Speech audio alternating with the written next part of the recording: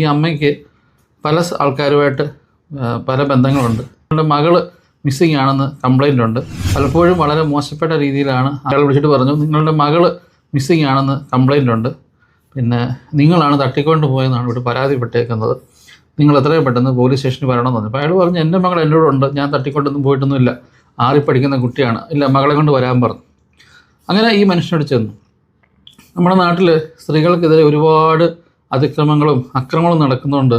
സ്ത്രീകളെ സംരക്ഷിക്കാനായിട്ട് കുറേ നിയമങ്ങളുണ്ട്, അല്ലെങ്കിൽ കുറേ എന്താ പറയുക, നിയമവലകൾ ഉണ്ടാക്കി വെച്ചിട്ടുണ്ട്. പല പല പല രീതിയിലുള്ള പല സെക്ഷൻസിൽ ഈ സ്ത്രീകളെ സംരക്ഷിക്കാനായിട്ട്. അതൊരർത്ഥത്തിൽ ഒരുപാട് നല്ല കാര്യമാണ്. എന്നാൽ ഇന്നിപ്പം അത്തരം നിയമത്തിൻ്റെ ബലത്തിൽ പല പുരുഷന്മാരും പീഡിപ്പിക്കപ്പെടുകയാണ്. കാരണം ഈ പെണ്ണുങ്ങൾ പല കാര്യങ്ങളും നേടിയെടുക്കുന്നത് അത്തരം നിയമത്തിൻ്റെ അടിസ്ഥാനത്തിൽ എടുത്തിട്ട് പുരുഷന്മാർക്കെതിരെ കേസ് കൊടുത്ത് അവരെ ജയിലിലാക്കുകയൊക്കെ ചെയ്യുന്നുണ്ട്. അതേപോലെ തന്നെ ഒരു പരിപാടിയാണ് ഇവരും കാണിച്ചത്. അതായത് കൊച്ചിനെ കാണുന്നില്ല, ഭർത്താവ് തട്ടിക്കൊണ്ട് പോയാന്നുള്ള രീതിയിൽ കൊണ്ടുവന്ന് പരാതി കൊടുത്തു. പോലീസ് വിളിപ്പിച്ചു. ഇയാൾ മകളെ കൊണ്ട് ചെന്നു. പോലീസിനോട് പറഞ്ഞു, സാർ ഇതുപോലെ ഞാൻ ഇന്ന സ്റ്റേഷനിൽ ഞാൻ റിപ്പോർട്ട് ചെയ്തിട്ടുണ്ട്, അവിടെ വിളിച്ച് ചോദിച്ചോളാൻ പറഞ്ഞു. അയാൾ ചോദിച്ച് മനസ്സിലാക്കി. അവർ ഈ സ്ത്രീയെ വഴക്ക് പറഞ്ഞു, നിങ്ങൾ തന്നെ കൊണ്ടുവിട്ടിട്ട് നിങ്ങൾ തന്നെ ഇയാൾക്കെതിരെ കേസ് കൊടുത്തേക്കുവാണെന്ന് വെച്ചു. അപ്പം ഇല്ല, എൻ്റെ മകളെ തിരിച്ചിട്ടുണ്ടെന്നൊക്കെ ഭയങ്കര ബഹളം. ആ പെൺകുട്ടി തീർത്ത് പറഞ്ഞു, ഞാൻ വരത്തില്ല, അമ്മയോട് വരത്തില്ല എന്ന് പറഞ്ഞു. അപ്പോൾ പോലീസുകാർ പറഞ്ഞു, ഈ ചൈൽഡ് വെൽഫെയർ ഉണ്ടല്ലോ, അസോസിയേഷനൊക്കെ ഉണ്ട്, അവിടെയൊക്കെ നിങ്ങൾ ബന്ധപ്പെടും. ഇനി പോലീസ് സ്റ്റേഷനിൽ ഒന്നും ചെയ്യാൻ പറ്റത്തില്ല, കാരണം കുട്ടി തീർത്ത് പറയുന്നുണ്ട് പോകാൻ പറ്റത്തില്ല, പോകുന്നില്ല.